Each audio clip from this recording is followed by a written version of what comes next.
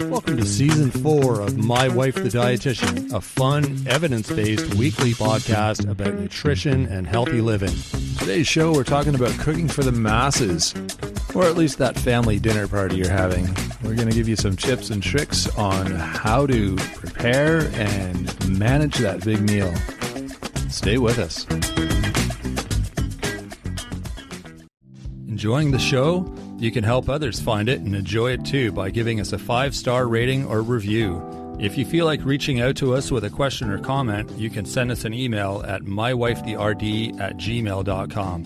And don't forget to visit our website at mywifethedietitian.com, as well as our social media pages. We're on Facebook, Instagram, and YouTube. Enjoy the show. Welcome to My Wife the Dietitian. Hello, Sandra. Hello, Rob. How are you? I'm good. How are you? I'm doing well. Good. What's shaking? Well, we just had a big gathering of people for dinner, and I wanted to talk a little bit about the challenges with cooking for a group. It can sometimes be easier, but it is challenging, I think, more often than not, if you're not used to doing it. Yeah. Exactly. And there is, a few of the challenges, like if you think about, what do you think some of the challenges might be compared to just like cooking for yourself? Well, quantities. I think most people are used to cooking for a couple of people 99% of the time, right? And so when all of a sudden there's 15 people, they're like, oh my God, how many potatoes do I need? You know, how much food do I need to cook? How much more food do I need to cook? Yeah. Right? Because not everyone eats the same amount, but you got to sort of figure out some kind of average, I guess. Yeah. And what about, well, especially nowadays, all the different dietary issues. That's another huge one. Do you worry about that, or do people just bring their own stuff? Do you ask people to help out and bring a salad or bring dessert? Or do you just try to like nail it all yourself? Mm-hmm. Yeah, there's lots of things. It depends on the situation, I guess, if it's a potluck kind of dinner or if you're just doing it all on your own and you got a small kitchen maybe. You don't have a lot. Like I couldn't imagine in our kitchen just the space for prep work and the stovetop space for like big huge pots. Because some things, I mean, if you're cooking a ton of pasta, you'd probably have to do it in batches to create the amount of quantity that you would need for the amount of people that are coming. So yeah, I could keep going here. The more I talk, the more I realize that there's a lot of potential issues. Yeah, well, keep going. Yeah, well, well, now that you're forcing me to keep going, I probably am going to stop. But yeah, there are a lot. Yeah, well, logistic problems because you're not set up to you're not used to cooking like that. I think, right? So you don't have the right equipment, the space, the storage space, probably. Or just, like I said originally, the knowledge of quantities and how much to even go for. Right. Yeah, exactly. And I mean, the meal that you might cook, if it's like you're not a short order cook. So it would be tricky if everybody had different meals, right? Yeah, exactly. So, I mean, you want to try to be smart with what you choose, so that you're not creating more work for yourself. So when we have people over, which isn't very often, and maybe that's why, but it's nice to create like a one pot meal. So you're cooking a big pot of chili, or you're making a big lasagna or 2 big lasagnas or something like that, that it's easier prep work. You're not like stirring a bunch of different pots. You know, a lot of that stuff you can do ahead of time and just throw it in the oven to heat up. Yeah. So it definitely makes your life easier, I think, to pick the right meal. Yeah. And I think, well, you hit on a lot of the challenges that I had thought about that we were going to discuss. So like the scaling of recipes, accommodating diverse dietary needs and restrictions and different diets, space constraints. So dealing with, a kitchen that might not have the space. So another few issues that might, I mentioned timing of cooking. So just, making sure that things all come out at the same time. Also just having the right equipment and tools for cooking and the right food, plus the food safety So making sure that you're not keeping foods at room temperature for too long, like more than 2 hours. So keep hot foods hot and cold foods cold. And just making sure that you're wiping counters and keeping the area clean so that nobody gets food poisoning or sick from food safety issues. Yeah, exactly. And I liked some of your ideas there for some dishes that people can plan for. But that word I just said, the P word. Oh, did you say the P word? Plan. Yeah.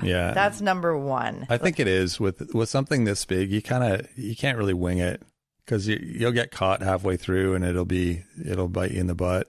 Yeah. So you kind of have to plan ahead with this one. And I'm just talking about 15 people or less. Yeah, like a family Thanksgiving dinner or Christmas dinner or whatever, not like feeding 80 people at some wedding event or something. We're just regular family gathering.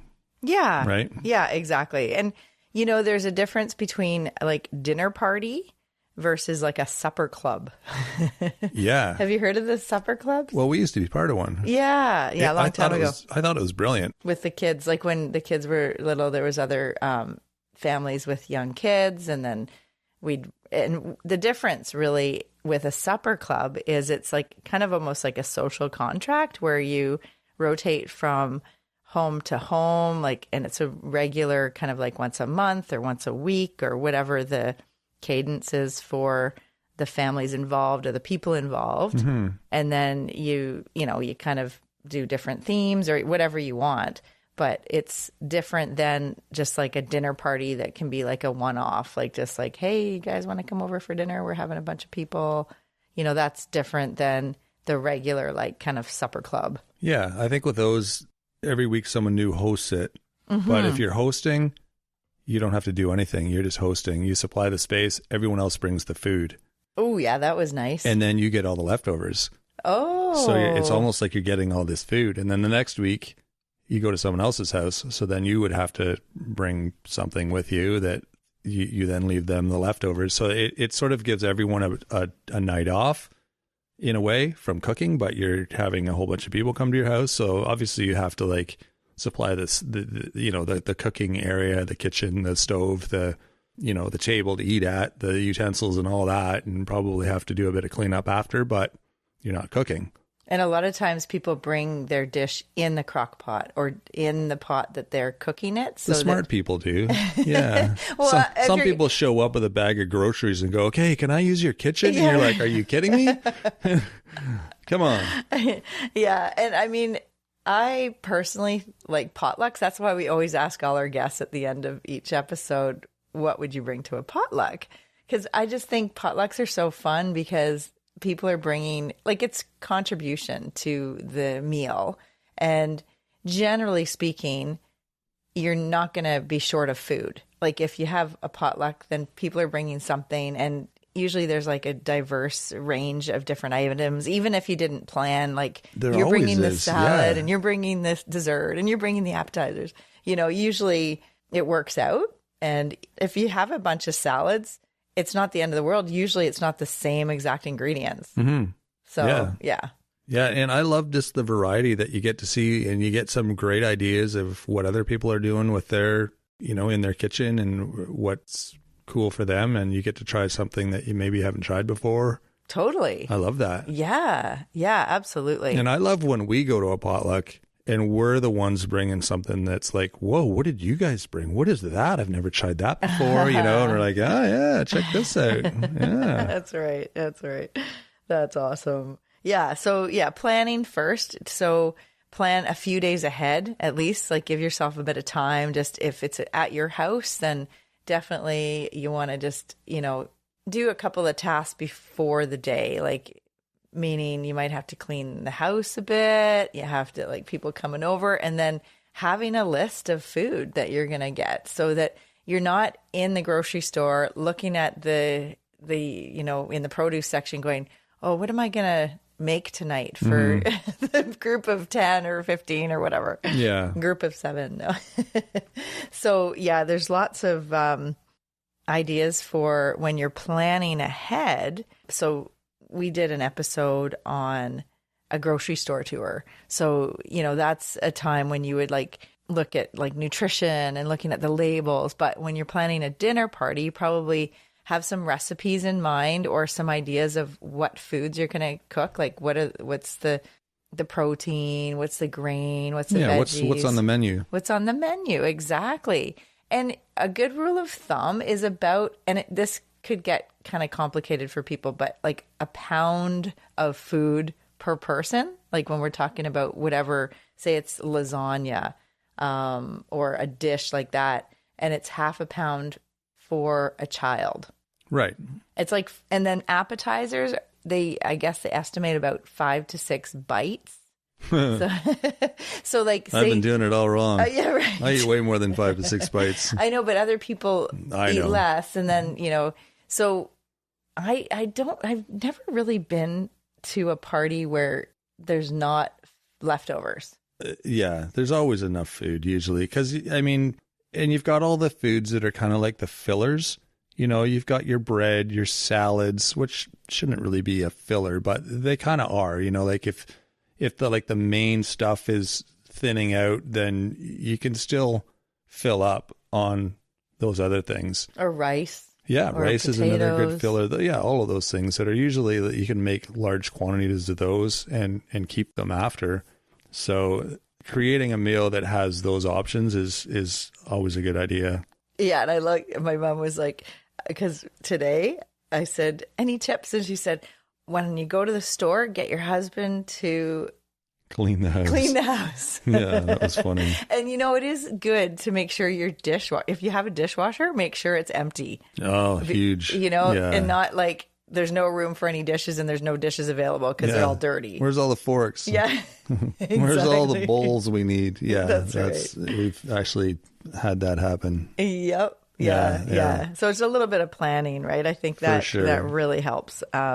Just to make sure that you're thinking about all these things before the event. Mm-hmm. And then some actual meals, that's what I wanted to talk about. Yeah. You already mentioned some that are amazing. And with the dietary restrictions, like with vegetarian, for instance, you could get vegetarian lasagna. You mentioned lasagna. Mm-hmm. So that's one that you could get. You could make the meat one, or you could make a vegetarian version.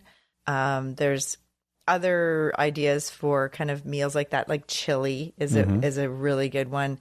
I think we talked about this one time about the different chili recipes, but remember at the school years ago, they did every family would bring a different chili. It was a chili competition. Yeah. And a crumble competition. And berry crumble. I, fortunately, was one of the judges. It was amazing. So I got to eat everything. It was fantastic. But yeah, there was so many different, like none of them were even similar.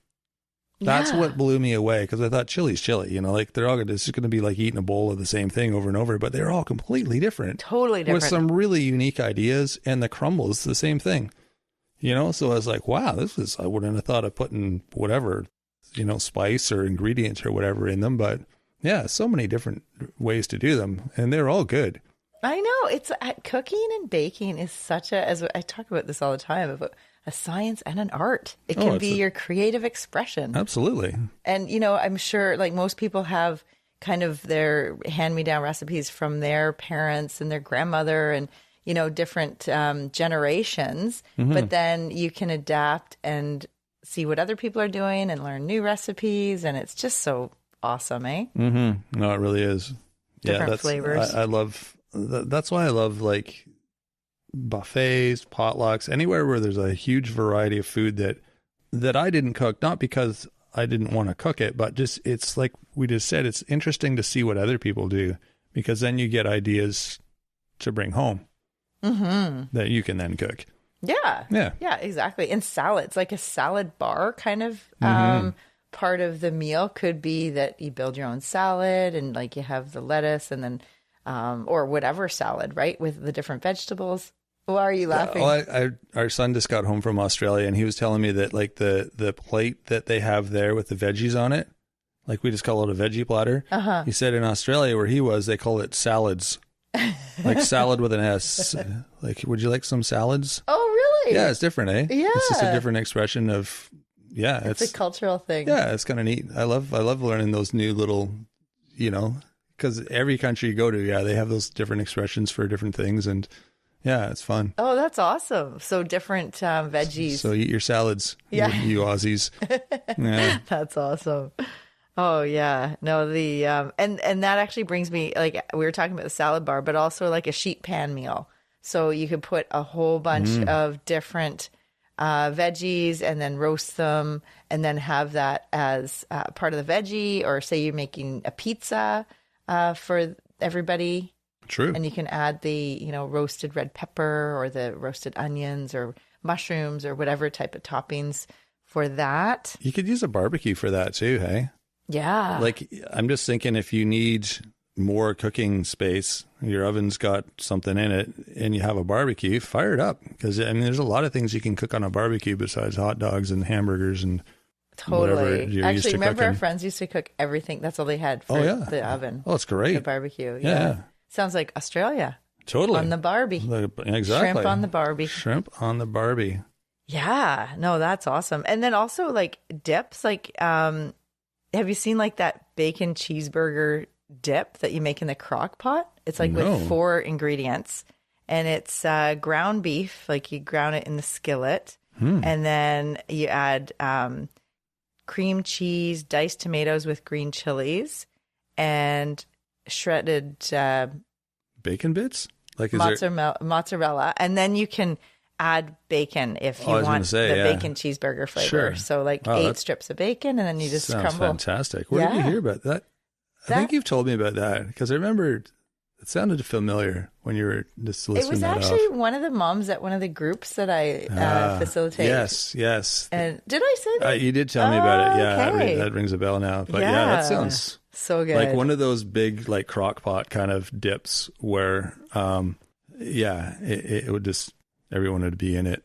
Yeah, that would be good. And then you dip it with, if you have tortillas or pita, or even like bun, bits of sourdough bread, that are really good. Yeah, that's a good idea. Yeah. Speaking of sourdough, a friend of ours, I just saw they had a post on Facebook, and they're selling at a market all these different types of sourdough, and some of them were just awesome looking. Like, really, I'll show you after, and maybe we'll share it in the newsletter or something. But wow, I didn't realize there's so many different things you could do with sourdough. It was awesome. Yeah. Well, I've been making that with the sourdough starter. I like the cornbread and like crackers you can make with sourdough starter. Oh, the black bean brownies with sourdough starter.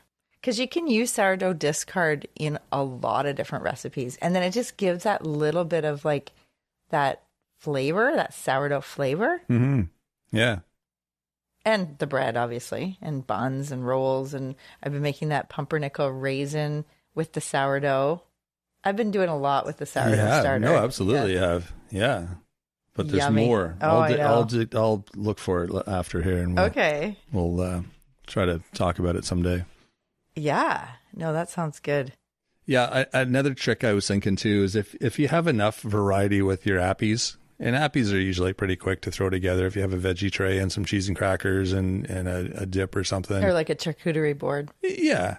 People will be like, they won't be starving when it comes to dinner time, so they're not going to like totally eat all your food. If they've eaten enough appies, they'll just have one serving of food, and they don't have to worry about running out of your main course. Yeah. And if it's a dinner party, good point. Because like a dinner party, people tend to eat more at a dinner party than they would if it's their own regular picnic lunch, like a lunch kind of thing, or an after dinner event. So the dinner party, you want to like kind of overestimate, like have more than you think you need. Mm-hmm. But I like that idea with appetizers. You fill them up. People are talking. They generally fill up on appetizers a bit more than the main. Yeah, I know that from experience. Yeah, exactly. Yeah. Yeah. And it can be, because it's kind of nice getting together with friends. And I mean, you know, there's always the option of going to a restaurant, but nowadays it's so costly, and having a dinner gathering or like a supper club or dinner club or whatever, or, you know, a potluck it can actually be way more budget friendly. Totally. Oh, it totally is. Yeah. And it's fun. I mean, you're not rushed and. Yeah. Yeah. Yeah. And it's social and you're laughing, and it's a bit, like there's less, noise. Like at a restaurant, it can be a little bit more, it's harder to talk to everybody if you're all just sitting at the table. True. Yeah. You're kind of locked into your spot. And, yeah. Locked in. Yeah. Locked in for takeoff. I'm going to talk to this guy all night. Oh, man. You're so funny. Right? It's like when you're on a flight and you're traveling solo and you're sitting there in your seat and you're looking at everyone who's coming on going, oh, I hope that person sits beside me, or I hope that person doesn't sit beside me. Right? We all do it. I'm not going to say anything. No, I know, but we all know we do it. It's kind of funny. So I have a couple more ideas for meals. Hopefully people want to sit beside me. Be like, oh, there's that guy. This is going to talk my ear off the whole flight. It's chatterbox. You have an must be Irish. Exactly. Must be Irish Background, yeah. Totally. So we said salad bar, but also you could do like a taco bar. We've done that before, or we've been to a party where that was the theme, and everyone brings like a different topping or a different Mexican. So what were the toppings?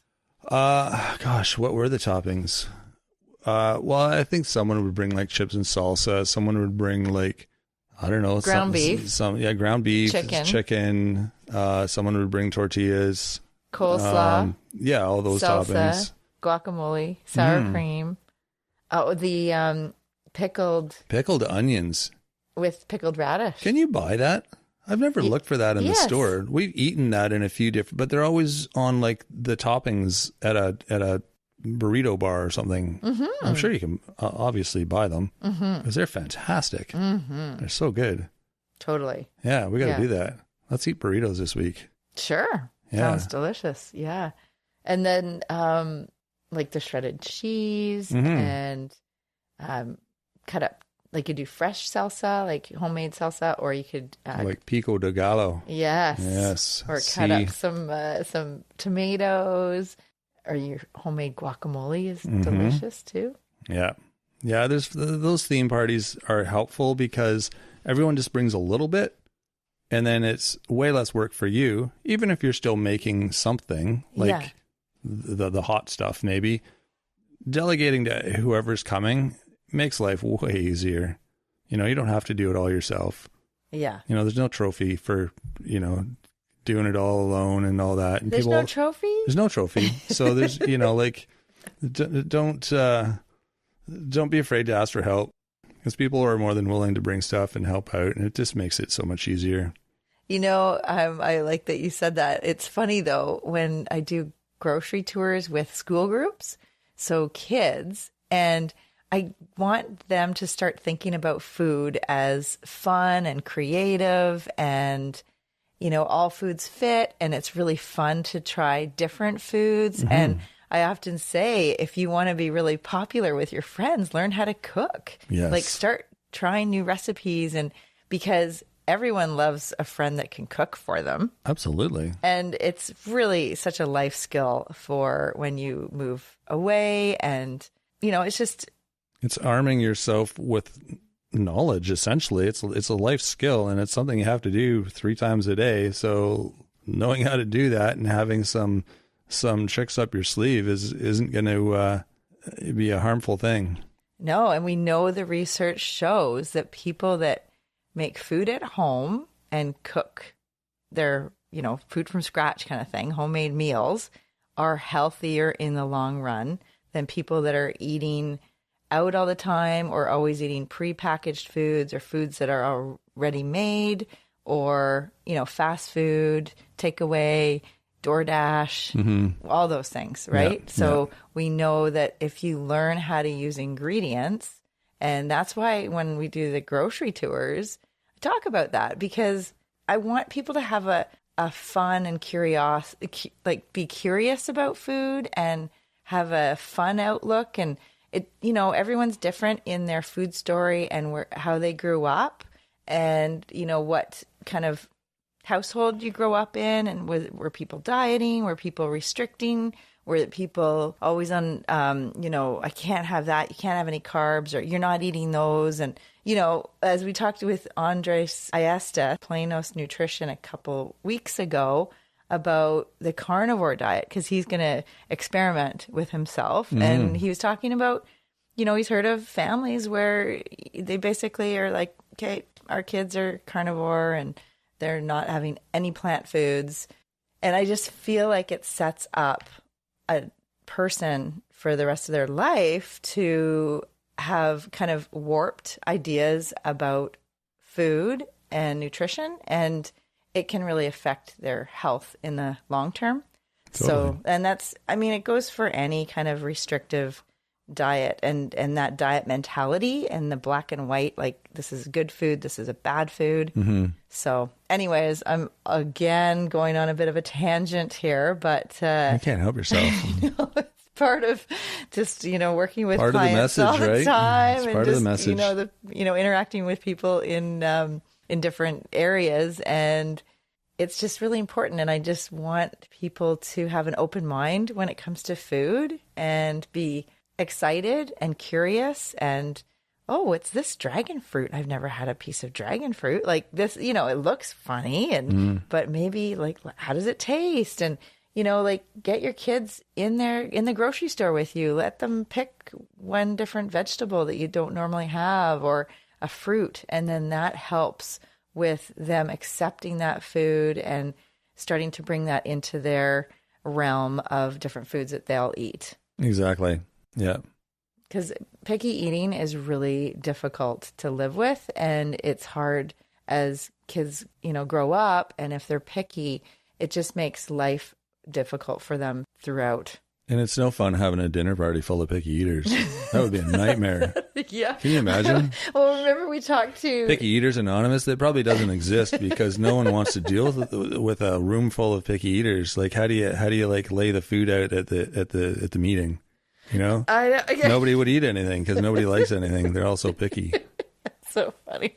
Well, we talked to two different chefs in the past as guests. Remember John Despian, and he's cooked for the stars, like different rock and roll bands, like a lot of them, 150 different. So many cool stories. Oh my gosh. I was just like, oh man, that's just sounds... We'll link this in the show notes. Yeah, that's a really fun one to listen to. It really is. But it doesn't apply to a lot of people, but it's so fascinating just to hear his stories and his view on life and some of the things he's experienced. And yeah. And I mean, I guess if you are cooking for large numbers, he does offer some great tips, but like I said, most of us aren't on a regular basis, but it's nice to know those things when you are. Yeah. And then Brent Blake, we talked to him too, and he worked in a pub. He's the owner, and just managing the crew, like managing all the chefs and the cooks and like the different personalities in the whole back of the behind the scenes, Yeah, that was a really interesting episode too, just hearing about what really goes on. And it's all good stuff. I mean, it's nothing you don't want to hear. It's just interesting to what's a nightshade. Some fun stuff they have to deal with. Yeah, we'll link that in the show notes too. But yeah, so generally, for cooking for a group, I think the number one thing is plan, and then just try to, get your house set up in time for the party. A few days, like think about this a few days beforehand, and have the your grocery list done, and get to the store and get whatever ingredients you need for the different items that you're going to be making. And then just making sure that, if you're scaling recipe, like if you're batch cooking, like lasagna, for instance, it might not be like multiplying. It's just, it depends on the recipe. And sometimes you can't just double everything because it just doesn't, it doesn't scale like that. So that can be a bit tricky. So, look into your recipes before you start getting your hands dirty. speaking of getting your hands dirty, make sure you keep all your surfaces clean and you're cleaning your hands before you start cooking and watching, the food safety aspect. So keeping cold foods cold and hot foods hot, and then just timing everything. Like that's why the batch cooking and having meals like lasagna or as much of the prep done ahead of time as you can, so that during the party you can be part of it as well, and you're not stuck in the kitchen cooking and like looking at timers and like mixing things in bowls, and like you don't want to be doing that during your party. Yeah, you just want to be able to throw something in the oven. And the other trick too, I'm sure lots of people know this, but the garlic and butter in the frying pan as people are arriving. Or the fresh bread, so your house smells like, ooh, what's cooking. It just makes onions. People excited about what's coming next. You know? Yeah, that makes the house smell good. Your mom did that yesterday. I mean, she was making something with the garlic, but it's like, oh my God, it just smells so good all of a sudden. They do that too when you're going for like open house they bake bread. They bake bread, yeah. So it smells, or bake cookies. It works though. I mean, it's like your salivary glands just start kicking into high gear. And that's right. Like, oh man, I want to eat. Exactly. So yeah, no. That's another little trick, and I'll share this just because use it if you want. It's not super environmentally friendly, but once in a while it works. I watched this show and I don't remember where I saw it, but anyway, they had this big dinner party and everything. They had like a plastic tablecloth and they had like paper plates, plastic cutlery. Oh, I've seen this. And all that. When everyone was done, they just left everything on the table and they rolled it all into a big ball in the tablecloth, and they threw it in the garbage. It's like instant cleanup. There's no dishes to do. There's no nothing. And like I said, I mean, it's a bunch of plastic in the garbage, but I mean, a lot of that you'd have to throw in the garbage anyway if it's dirty. So it does save a ton of time. I can see that for a kid's birthday party. Exactly. Something like that. It would definitely help, but it was a pretty sweet trick. I'm like, oh, that's brilliant. Mm-hmm. You're not going to want to do that every night, but once in a while for those big messy parties that you're having. Absolutely. And maybe you encourage people to get a little more messy because you're going to be tossing it away. Like the kids can like take their cake and paint on the table with finger paint, their neighbors, whatever. I don't know. Well, I don't know about that. Oh, come on. It's fun to play with food. There you go. Well, hopefully that's lots of ideas. And maybe if you have some of your own, let us know and we'll share them as well. Because I mean, we can't think of everything. You guys you gotta shoot some ideas to us too. So don't be afraid to share. You can reach out to us on our website or through social media. We're on Facebook, Instagram, and YouTube. You can communicate with us there. Or like I said, through our email. It's mywifetherd@gmail.com, and that's on our website, mywifethedietitian.com. You can also sign up for our newsletter while you're on our website. The weekly newsletter is awesome because you do a tip of the week, there's a veggie of the week, and also a recipe of the week. Mm-hmm. Yeah, lots of different ideas there, and it just keeps things moving forward for people and planting seeds, as it were. I think we'll put in that bacon cheeseburger dip recipe. Perfect. That's the only thing I need for this week's newsletter is a recipe. So there we go. It's going in tomorrow's newsletter. Actually, that'll be last week's newsletter by the time this comes out. But anyway, it's in the newsletter. If you're curious about it, just send us an email. We'll shoot it out to you. And let us know your thoughts. That's how this show keeps moving forward and how other people find it. It's hearing what people think is super helpful for us and for other people. So rating and reviewing, commenting, even just emailing us, letting us know that, hey, you guys are great. I don't like the theme song, or can you make it shorter? Can you make it longer? Or can you talk about cheese more often? Or whatever your thoughts are, let us know, because it helps. And we're kind of blind here. We have no clue if people are liking it or not unless they tell us. So that's your homework. Let us know one way or another. Yeah, and also share it with a friend.